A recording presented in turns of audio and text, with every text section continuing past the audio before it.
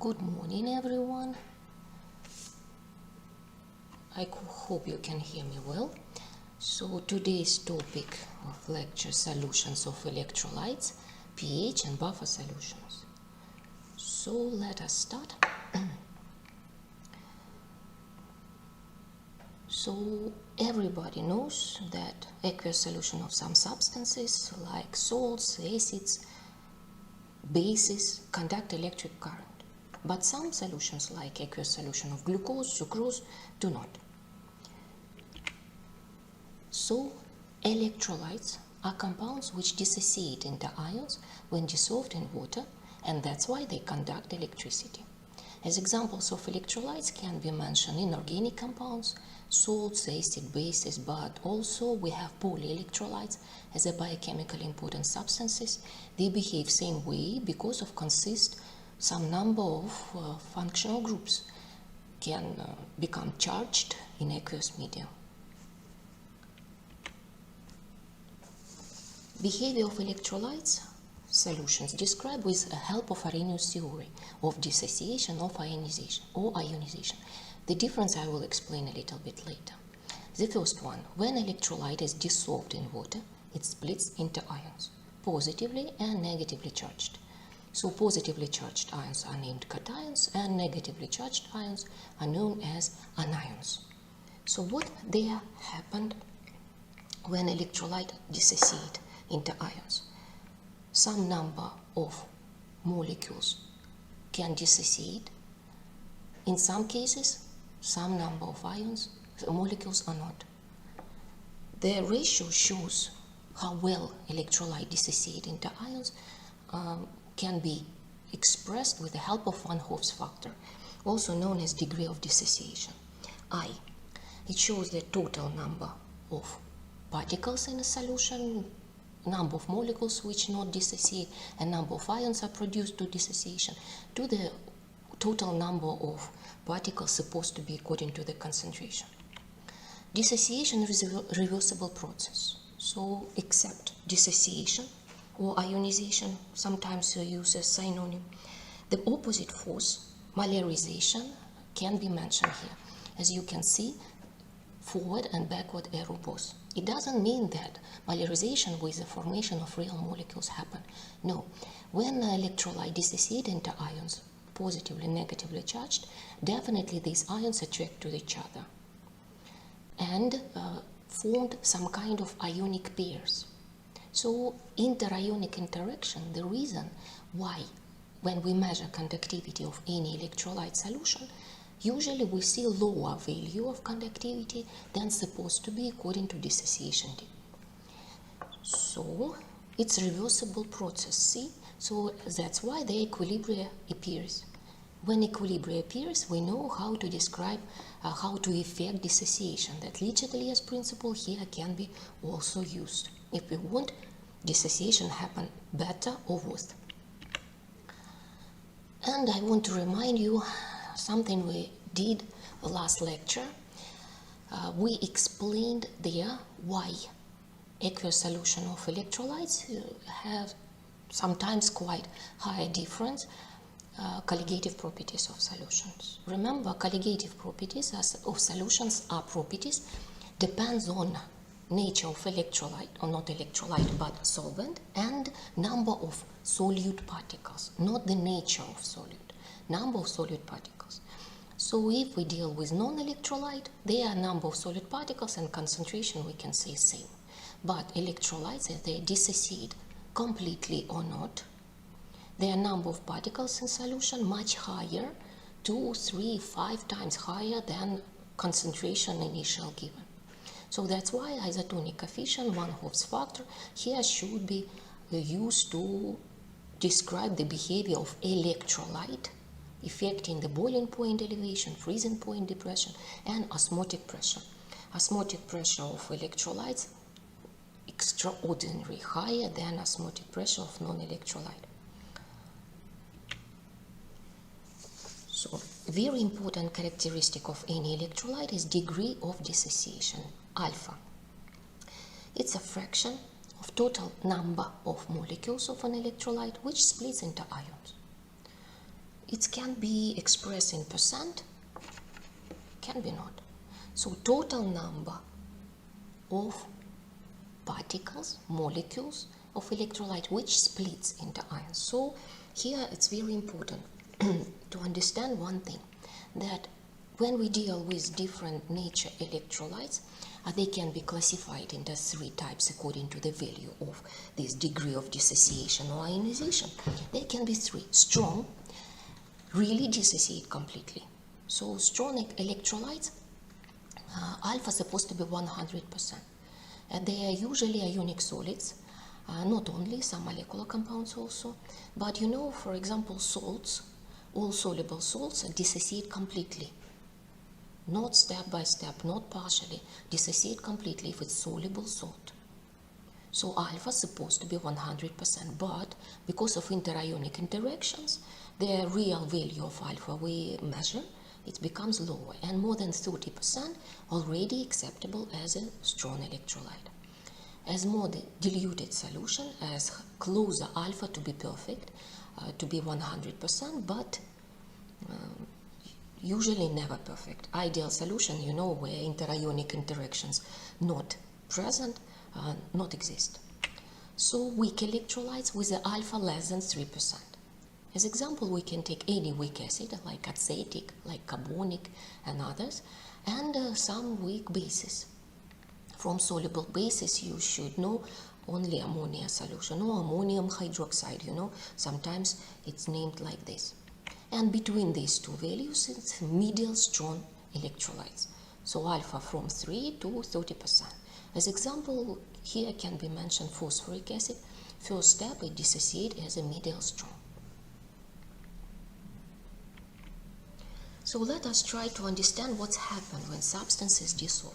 There are two types of compounds behave as electrolytes when they dissolved in water. First one, it's ionic solid. So ionic solid already in crystalline lattice consist ions. Ions not formed when these substances dissolved in aqueous. Water, dipole ionic interactions, water helps these ions to be released. So water is a reason of these ions released, but not formation of ions. There are no formation. Ions are just sets free. For example, any soluble salt, sodium chloride, dissociate in aqueous medium, forming sodium positive and chloride negative. The next type of electrolyte, it's a molecular compounds, consist polar bond. So for example, HCl. So what is there? There are no ions yet. They are covalent polar bond between hydrogen and oxygen. Because of water, dipole-dipole interactions, polarization of the bond happen, and the most electronegative oxygen acquires one negative unit, -1, and the hydrogen part become +1. It's obtained +1. So ionization appears, ions are formed and then dissociate. So see, dissociation happens through formation of ions. As ionization gradual, that means it happens step by step. That's why dissociation of compounds molecular nature also can happen with step by step. For ionic solid, it's not possible. They are always dissociate same moment without any steps. So here acid is monobasic, that's why dissociate within one step. But if we will take any example of di or triabasic, I will show you then, there will be step-by-step dissociation. So let us start with the weak electrolytes. First of all, behavior of electrolyte, weak electrolyte in the water depends on nature of this electrolyte. As a covalent bond to be ionized, there can be different polarity, more or less polar bond. That's why it can ionize easier or worse. So it's a nature. It can't be described with any mathematical formula, just experimentally can be measured. So let us compare dissociation degree of acetic acid. Dissociational constant of acetic acid, it's 1.76 times 10 power negative 5, and alpha 1.32%. For HCN acid, hydrocyanic, dissociational constant approximately 6.2 times 10 power negative 10. There 10 power negative 5, here 10 power negative 10. And as you see, alpha really much smaller value, 7 times 10 power negative 3%, very small. Second factor affecting the dissociation degree, so that means how well this weak electrolyte dissociate into ions, it's a concentration of solution. Ostwald dilution law, the mathematical formula I will show you then. As low the concentration, as high the dissociation degree. This is true for weak electrolytes. And the last but not least factor, it's a temperature. As high the temperature, as high the dissociation degree. Here it's possible to understand because of usually solubility. Also, they are due to solution dissolved in aqueous medium. They are not just ions are formed. They are formed hydrated ions. Or solvated ions if we deal with any solvent except water, solvated or hydrated. That means every ion attached to the water molecules. So, as their equilibrium appears, remember as higher the temperature, equilibrium with the temperature shifts to the endothermic. Usually formation of hydrates, it's a endothermic process. That's why temperature, but in exact limits. Boiling point, water already can't help to dissociate. It's worried about formation of vapor. So that means within some interval, temperature really helps dissociation happen better. Polarization happen faster, and that's why dissociate better. But again, this is important for weak electrolytes. As strong electrolytes, we know dissociate completely. Doesn't matter what temperature. One more very important characteristic, we can say the strength of any electrolyte can be described with the help of dissociational constant. In all tables it mentioned as ionization constant, as it more general. An equilibrium constant of an equilibrium between ions of weak electrolyte and unionized weak electrolyte. As weak electrolyte never dissociate completely, there are some concentration of undissociated, unionized electrolyte molecules present. So what we can use as example here?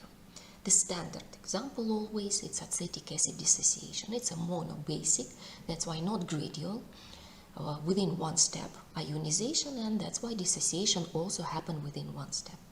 So it's ionized and dissociate, forming one proton, positively charged ion, hydrogen ion, and acetate ion. So equilibrium appears, that's why equilibrium constant, as you remember, it's a mathematical product of concentration of products in power of balance coefficients over mathematical product of concentration of reactants in power of balance coefficients. But here only one reactant, so that's why concentration of this in equilibrium, acetic acid. This equilibrium constant, because of its dissociation of acid, known as Ka, dissociational constant of acid. For base it will be Kb.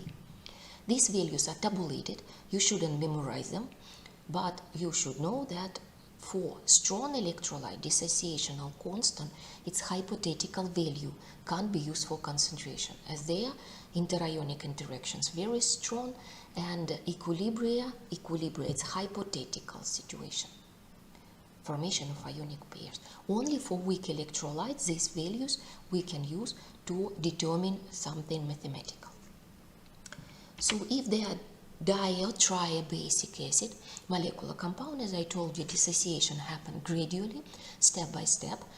Because of ionization also happens step by step. Formation of one positive, one negative, and then if it's possible, ionization happens next step. So, for example, carbonic acid, which is diabasic, dissociate first step, forming proton and hydrogen carbonate ion. And here, dissociational constant of carbonic acid first step. It's a mathematical product of proton concentration and hydrogen carbonate ion over undissociated value of carbonic acid. The value is 4.5 times 10 power negative 7, quite small. It's a weak electrolyte. But this reaction, this ionization process happened then. Second step, hydrogen carbonate ion also ionized and dissociate into proton, 1 positive, and carbonate ion with the charge -2 achieved. So dissociation of constant second step, it's a mathematical product of concentration of proton and carbonate ion over undissociated hydrogen carbonate ion concentration. The value of dissociational constant 4.8 times 10 power negative 11. Take a look. 10 power negative 7 first step and 10 power negative 11 second. 10 power 4 times difference. That's why definitely we can't say that it dissociate 2 steps in moment. Even if mathematically we can find the average of these 2 dissociational constant. The physical meaning, the amount, not allow us to say that it's this dissociation happened really according to the formula 2H plus carbonate ion 2 minus. You should know one more thing, that dissociational constant first step always higher than dissociational constant second, and then third one, if like for phosphoric acid, it's happened next step. So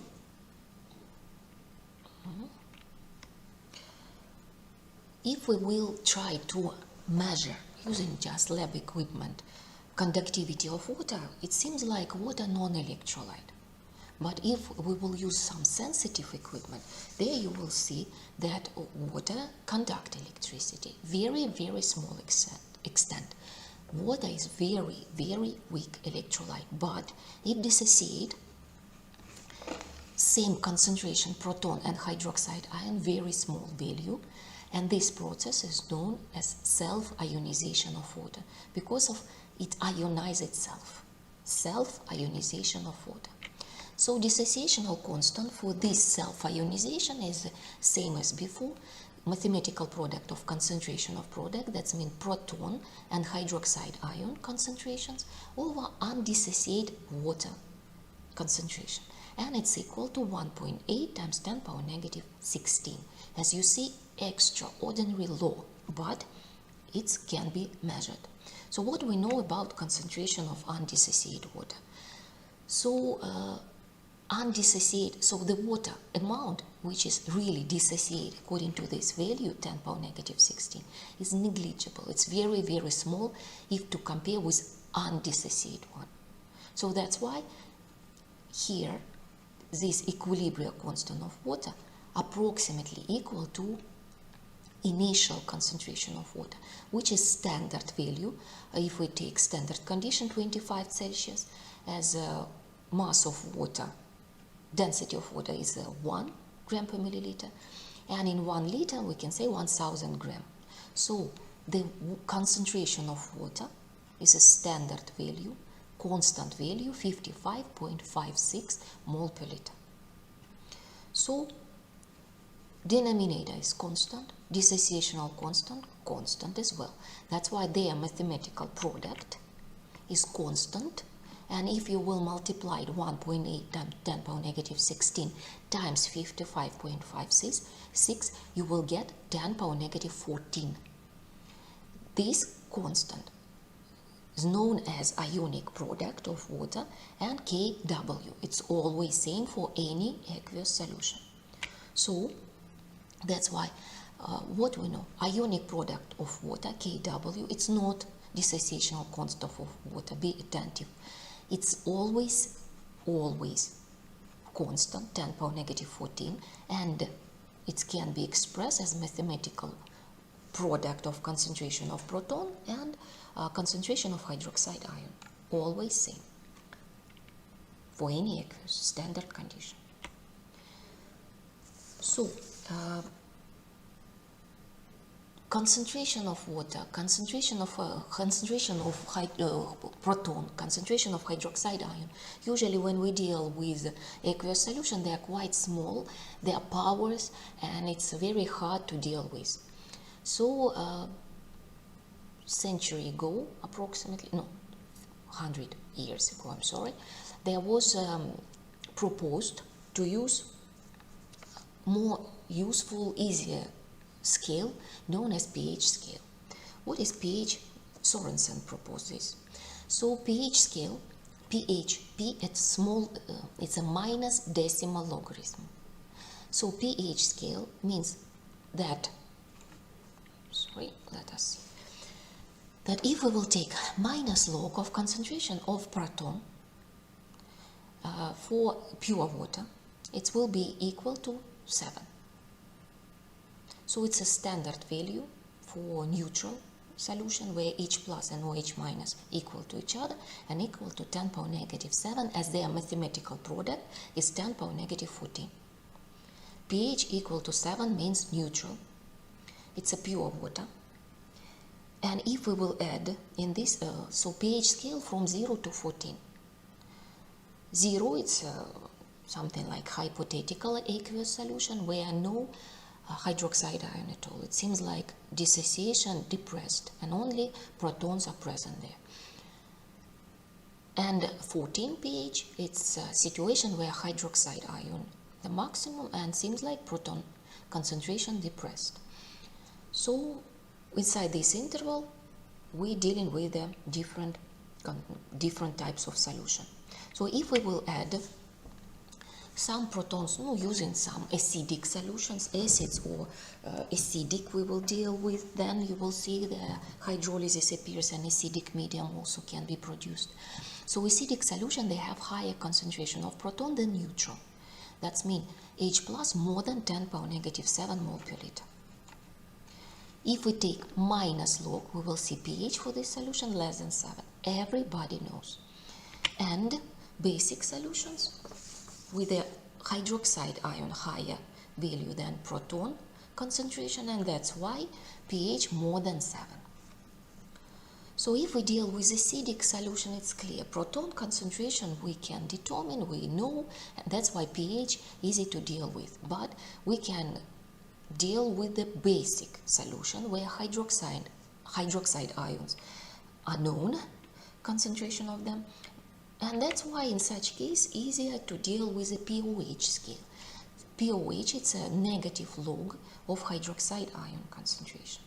So that's why base given, we can find pOH, and because of ionic product of water we know that mathematical product of concentration of proton and hydroxide ion is constant value.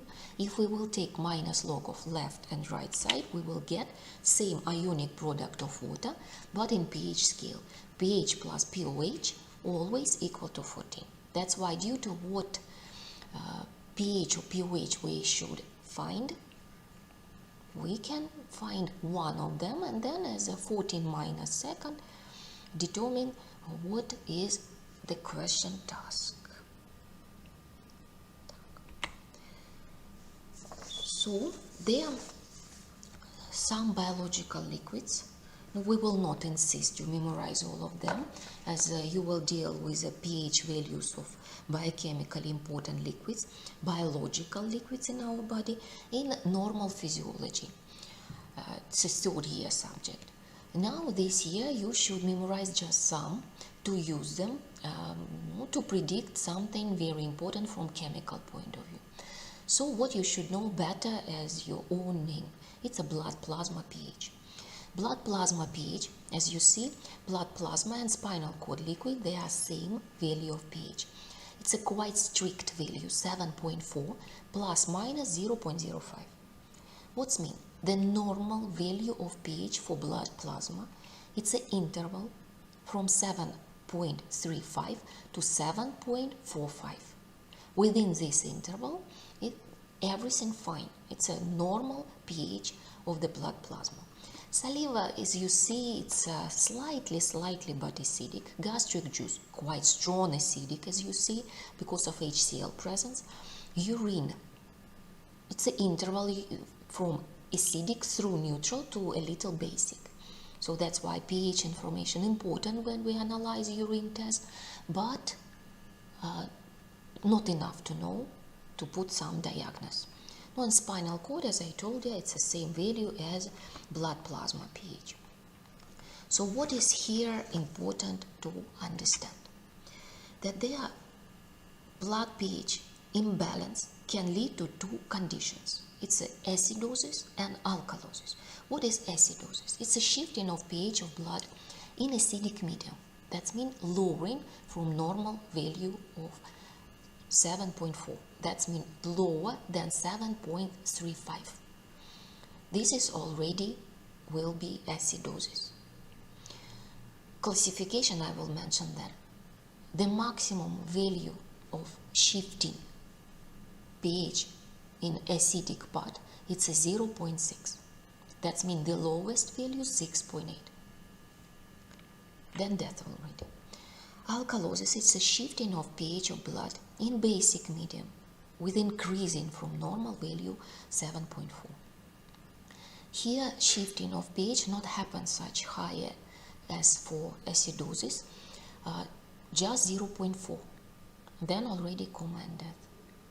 So in acidic medium 0.6 maximum, and in for alkalosis 0.4 maximum. So what we know about acidosis, alkalosis? So there are a lot of classification, really 3 or even 4. You will learn more exactly in normal physiology and pathological physiology. So now I just want to mention some of them. You understand what is. So first of all, the shifting can be compensated, sub and uncompensated. Compensated acidosis, alkalosis mean that pH value is normal, but there are already some processes appears. So it's within the interval 7.35 to 7.45, but some symptoms already present. Decompensated or uncompensated, if they are lowering lower than 7.35, that means till 7.29 it's a subcompensated, and lower till 6.8 it's already uncompensated, coma and death. It's a serious problems with health. So alkalosis same, but shifting, as I told you, lower value, just 0.4. So that's why till 8 not. So there are types according to the reason. Can be respiratory or respiratory acidosis and metabolic. Respiratory or respiratory acidosis is caused by your lungs because of they are not able to remove enough carbon dioxide when you exhale. This can occur when your lungs are affected by some diseases or other disorder. Now, what, for example, everyone knows some disease like asthma. It can be reason of such kind of acidosis, emphysema of lungs, no, and pneumonia. Now quite modern. So, what can be also caused by some narcotics and sleep medication. So what primary symptoms of respiratory acidosis? It's sleepiness, extreme, fatigue, confusion, and headache. And if you suffer because of headache, it doesn't mean that you have acidosis. Acidosis and alkalosis, it's not exact diagnosis. It's kind of symptoms, right? Disorder. Diagnosis, it's a little bit different. So, and again, shifting in a too strong acidic medium serve coma and death. So what about metabolic acidosis? Metabolic acidosis, the reason because of some extra acids produced by kidneys. It occurs when your body can't get rid of excess acid or loses too much base. Specific causes include their, for example, having too little sodium bicarbonate in your blood because of vomiting or diarrhea. Ketones due to lack of insulin. That's why. What kind of diabetes mellitus? It's a reason of acidosis, metabolic nature. Alcohol misuse, cancer, seizures, and so on. So also can be some medications like aspirin in large doses leads to this type of acidosis. Methanol, antifreeze, such substances, toxic, also leads to this. What alkalosis? Alkalosis not happen so often, and why I will explain later. But it also can be classified as respiratory and metabolic. Respiratory alkalosis, and when there is too little carbon dioxide in your blood. So causes of respiratory alkalosis includes hyperventilation due to anxiety, aspirin overdoses, higher fever, and possibility even pain. If you remember, we discussed last time such problem as mountain disease.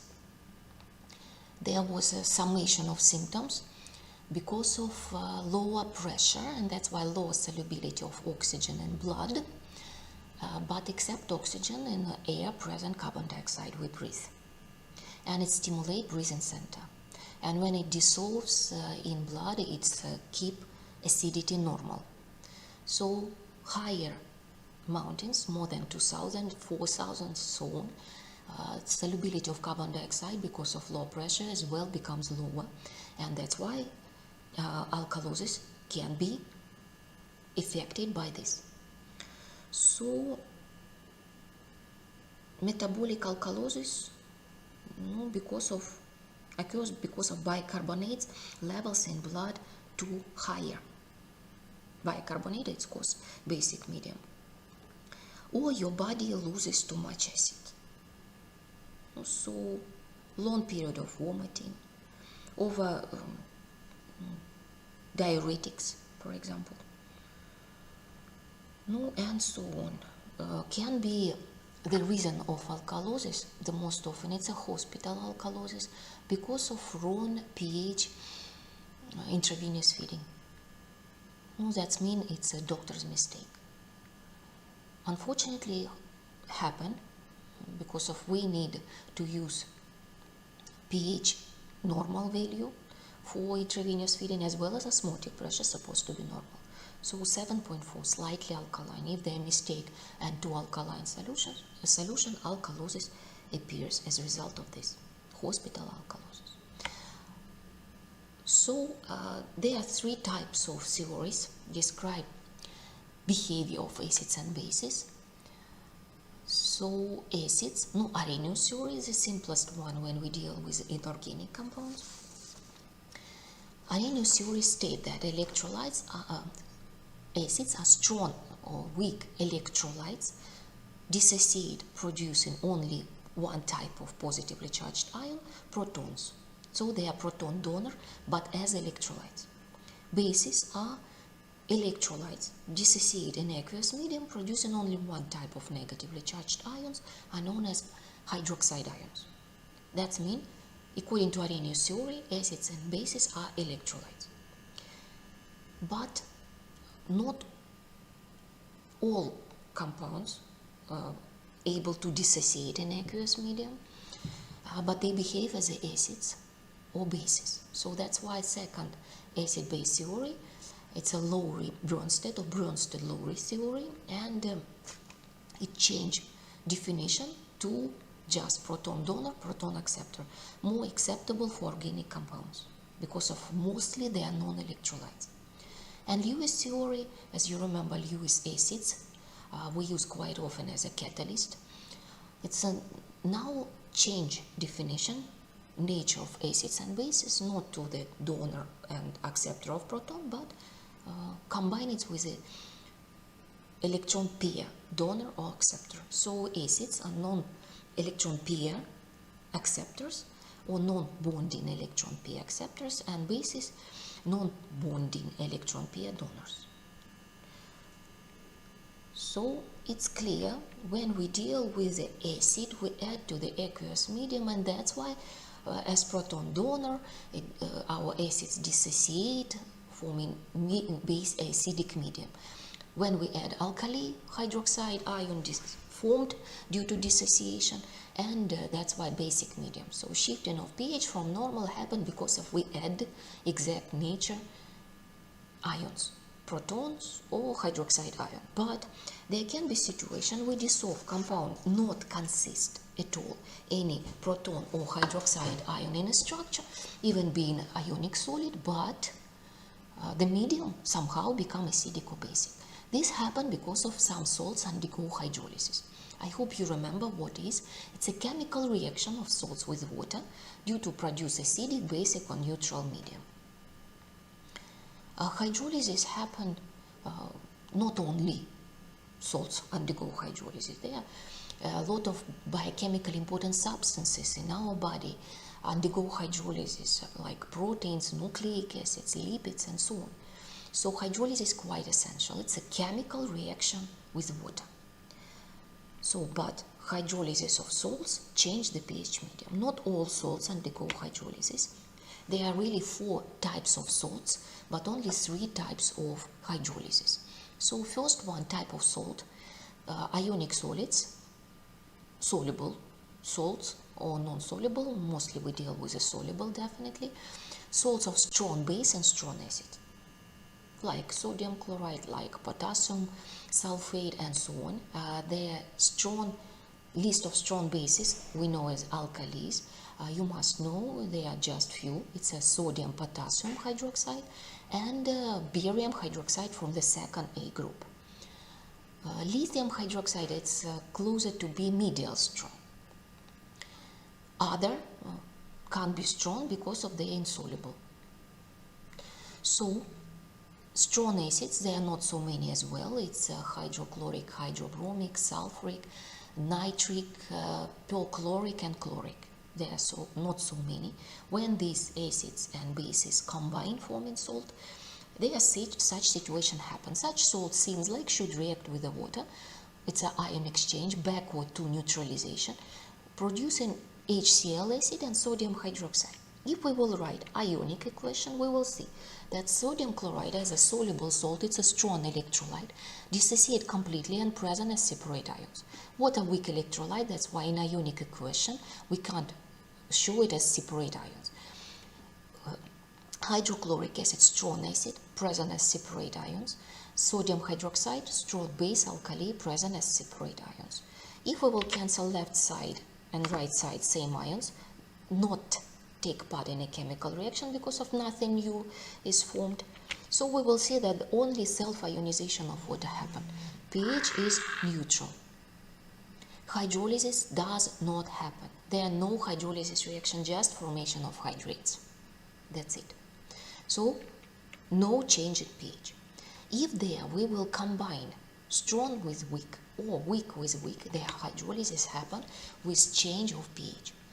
So if there is salt of strong base and weak acid, like sodium acetate, sodium hydrogen carbonate, essential one we will discuss then, potassium sulfide, any strong with weak, what we see? If it's soluble, that means dissociate completely into ions. So, and as a result of chemical reaction of this salt with water, we have weak electrolyte, in our case acetic acid, which not dissociate completely, that's why in ionic equation present as a molecular. And sodium hydroxide, in this case it's a strong alkali, it's dissociate completely into ions. So just sodium we cancel, and then we see that only weak anion, in this case it's acetate ion, chemically react with water, forming the new substance acetic acid. Strong electrolyte sodium hydroxide, sodium not react with the water, their hydrates only formed, but it's affect the medium. Strong part affecting the medium, weak one react with the water. So that's why C, salt of strong base, weak acid, the basic medium, pH more than 7. Same situation happen if there's salt of strong acid and weak base, like ammonium chloride, ammonium sulfate, aluminium bromide, zinc chloride, doesn't matter. Weak base, strong acid. Strong acid, that means supposed to be acidic medium. Let us see is it truth or not. Ammonium chloride with water, supposed to be ammonia times water or ammonium hydroxide hypothetical, plus HCl, which is strong. Only strong electrolyte dissociate completely. That's why ammonium chloride is a soluble salt present as separate ions in aqueous medium, and HCl is a strong acid also present as separate ions. Ammonium hydroxide, it's a weak base. So we cancel only chloride ions, and what we see? Only weak component of this salt react with the water, ammonium ion, forming ammonium hydroxide, and proton changes the medium into acidic. See, it's truth. Weak base, strong acid, acidic medium. If you need to predict the medium character, you will do this using just information about which one strong, which one weak. If you need to determine the medium, there are already different steps. So, what to do if they both are weak? If they both are weak, we need still to compare which one weaker, which one stronger. The one stronger producing the medium. But there are no ionic equation possible to write, and they are even salt being completely dissociated. We can't cancel anything, and then new products are formed. For example, ammonium acetate with water, forming ammonium hydroxide and acetic acid. Both are weak. Both dissociate quite slightly. And if we will check dissociational constant, which you shouldn't memorize, they are tabulated.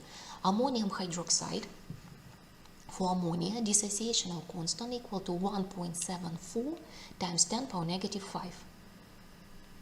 1.74 times 10 power negative 5. For acetic acid, the value 1.76 times 10 power negative 5. They are approximately equal to each other. That's why solution of ammonium acetate is neutral. Their hydrolysis happen. We can find ammonium hydroxide and acetic acid. We can find them in this solution, but pH 7 as their dissociational constants are approximately equal to each other. If both are weak, but one bigger, so dissociation constant of base bigger than acid, it's basic medium.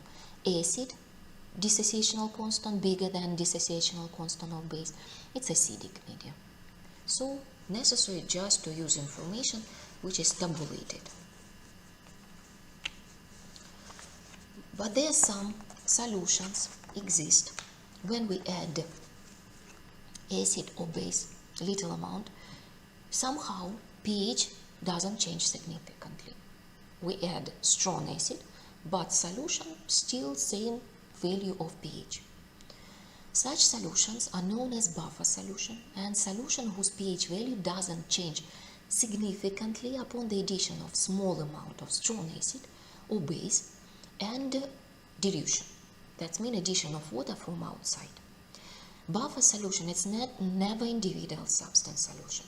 It's a mixture for at least two components mixture. Now we will discuss the easiest case of buffer solutions, a mixture of two components. Next year in biochemistry you will see that buffer solution can consist more 3 and even 4 components. So there are two types of two-component buffer solution. Can be acidic buffer solution and basic buffer solution. Acidic buffer solution, it's a mixture of weak acid and its salt with a strong base. So we use salt with a strong base. A strong base is sodium, potassium. Salts are soluble all, so that's why dissociate completely, and that's why we can say that acidic buffer formula, it's an anion of acid and weak acid. As example of acetic buffer, we can mention acetic buffer. No, it's acidic buffer. Acetic acid with a sodium or potassium acetate. Carbonate buffer, biochemically important one, it's a mixture of carbonic acid, more correct to say CO2 times H2O, and sodium hydrogen carbonate, it's a carbonate buffer. Take a look, weak acid and weak acid anion, HCO3 minus, hydrogen carbonate ion. Basic buffer, it's a mixture of weak base and it's salt with a strong acid. Again, as we take strong acid, dissociate into ions completely. So that's why we can show the formula of basic buffer as a protonized base and the base itself. So ammonium buffer, it's only one basic buffer. In inorganic chemistry we deal with NH4OH, so ammonium hydroxide, or can be just NH3 plus NH4Cl or any ammonium salt like nitrate, for example. We're trying to avoid sulfate because of sulfate then can form precipitate with different types of substances we add. You know, for example, alkali barium hydroxide we can use to shift pH. And the problem is barium sulfate, it's an almost insoluble compound forming precipitate. We want to avoid this. That's why nitrate, chloride or bromide more often. These anions usually soluble. Not always, but soluble. So, what is the idea of buffering? Let us take again as example acetic buffer, which is mixed of acetic acid and it's salt with a strong alkali, sodium or potassium. When we add, so why there are two components? One of the components should neutralize acid added and second one base added. So let us see what's really happened. If we add a little amount of strong base, few drops, because of buffering, it has some limits. So we're talking about little amount. If we will add a lot, definitely pH will be changed significantly. Little amount, few drops of strong base, like sodium hydroxide. Usually we prefer to add the same base, same alkali, as a salt cation. So sodium hydroxide to acetic acid, what's happened? It's a neutralization reaction. Formation of salt and water. Neutralization, the idea of neutralization, to neutralize the medium, to get neutral pH. So what is here happen? Acetic acid is a weak electrolyte. That's why in ionic we will not show a separate ion. Sodium hydroxide is a strong alkali, dissociate completely. Soluble salt, sodium acetate, dissociate completely, and water is a weak electrolyte, will not dissociate completely, can't be written as separate ion, will be written as molecular. Sodium cancel, and as a result we see what's happened. When we add strong base, OH minus, weak acid neutralize this hydroxide ion, forming acetate, not produce any proton or hydroxide, and water. The problem when we say pH doesn't change significantly, it seems like here shouldn't be changed at all, but neutralization reaction is reversible. Hydrolysis happen backward, a little extent, but happen. That's why we're saying pH doesn't change significantly, not absolutely. What will happen if we will add some amount of strong acid, hydrochloric or sulfuric or nitric? Really, again, just few drops. So what has happened? Acid react with the salt. Salt is a second component, which is neutralize acid effect. Formation of weak acid and salt, in our case it's a sodium chloride. Ion exchange reaction. If we will write ionic equation, we will see that there again sodium and chloride ions are cancelled. And as a result we see net ionic, where acetate ion with a proton forming acid. So take a look. We add strong acid, H+, should affect pH quite effectively. But it's react with the acid, salt anion, forming weak acid, which dissociate less. It dissociate less, should affect pH value less, but it still should affect. So what's really happened there? When concentration of weak electrolyte acid rising according to Ostwald's dilution law, alpha dissociation degree, which is equal to approximately square root of the ratio dissociational constant of acid to concentration of this acid. Take a look. What's happened? Concentration of weak electrolyte rising, that's why dissociation degree becomes less. And that's why pH doesn't change significantly. Again, not absolutely, significantly. Acid neutralized by weak acid and base alkali neutralized by the salt. But it's not happen, as I told you,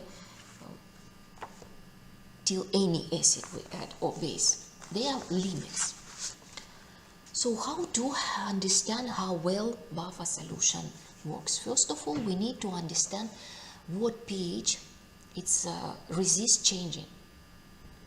So buffer solution not resist changing pH from 7 to some.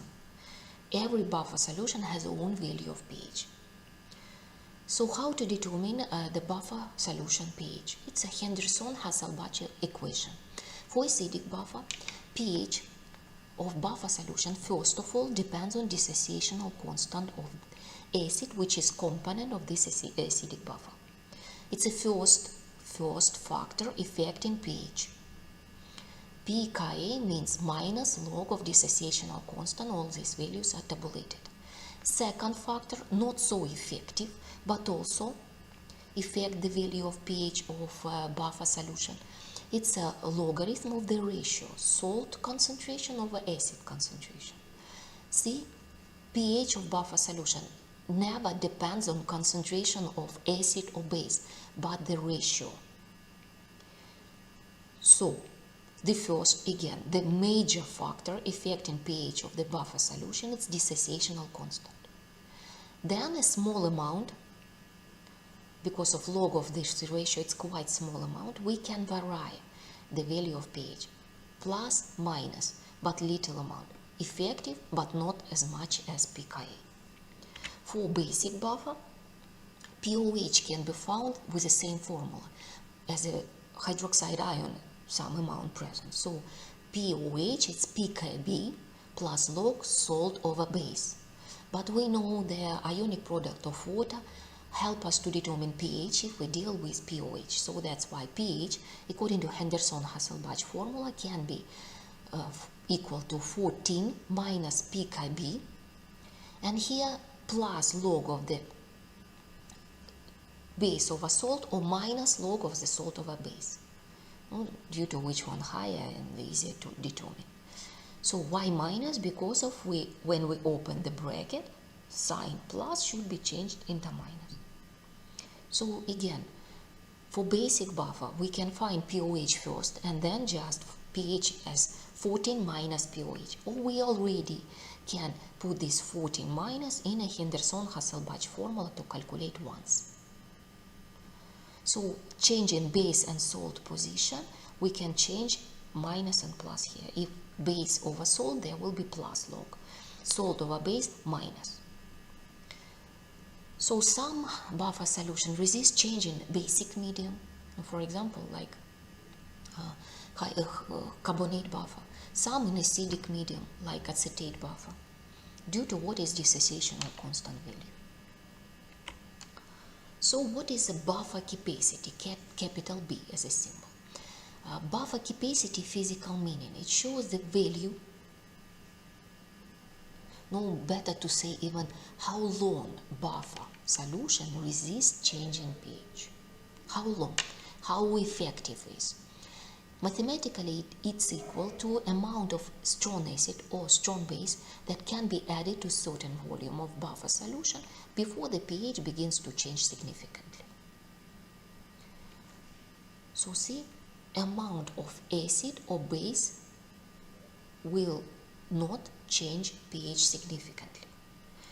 Next drop of acid or base, pH already changed significantly. So that means it shows how long it resists change in pH. As high the buffer capacity, as longer the solution works buffering way.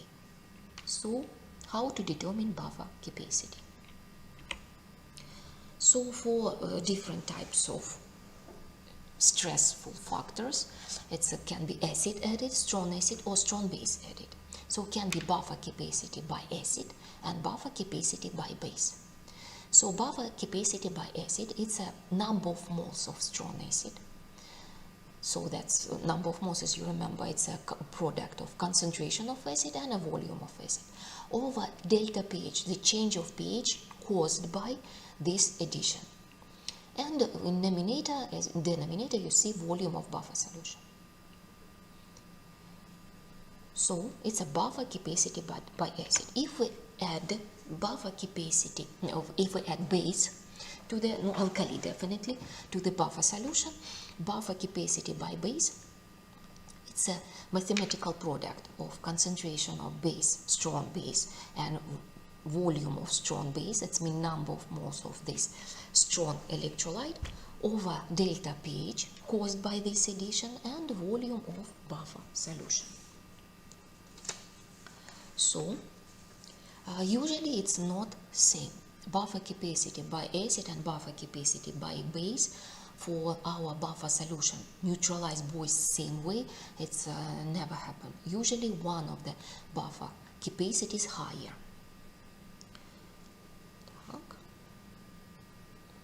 No, so it will be equal, no, let us say the maximum, the highest buffer capacity by acid and by base will be if concentration of weak acid and salt or weak base and salt in buffer medium are equal to each other. That's mean according to Henderson-Hasselbalch formula. Let us come back to this. Take a look. If salt and acid or salt and base concentrations are equal to each other, their ratio 1, log of 1 is 0, and that's why pH become equal to pKa. That means it seems like this buffer solution neutralize acid, strong acid, which is salt neutralized, and strong base alkali, which acid should neutralize. Same way, buffer capacities are equal. Usually it's not same. So what is the biochemical importance of all we discuss about buffer solutions?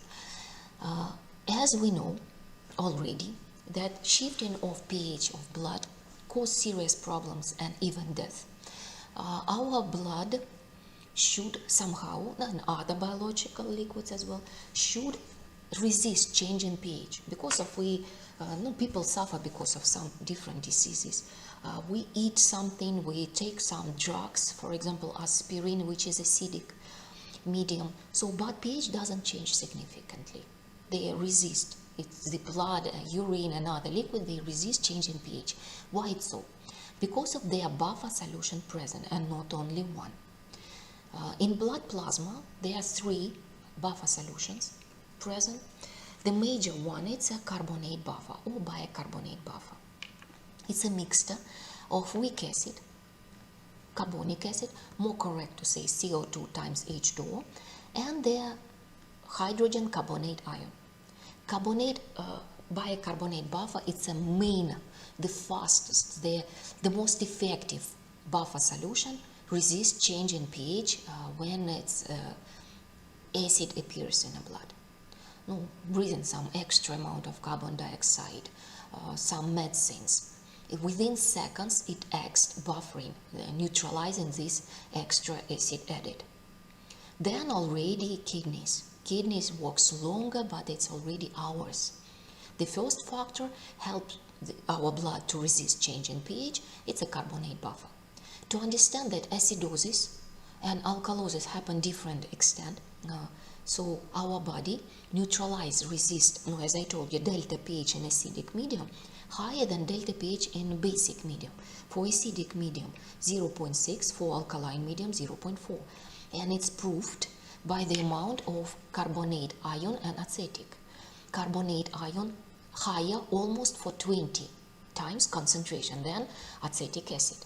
So that means our buffer solutions, our blood, more readily, longer, buffer capacity higher by acid than by base. Phosphate buffer, second importance for blood plasma, but one of the major important for urine. So phosphate buffer, it's not just a phosphoric acid. Phosphoric acid itself not present there. It's a mix of 2 salts, dihydrogen phosphate and a hydrogen phosphate ion.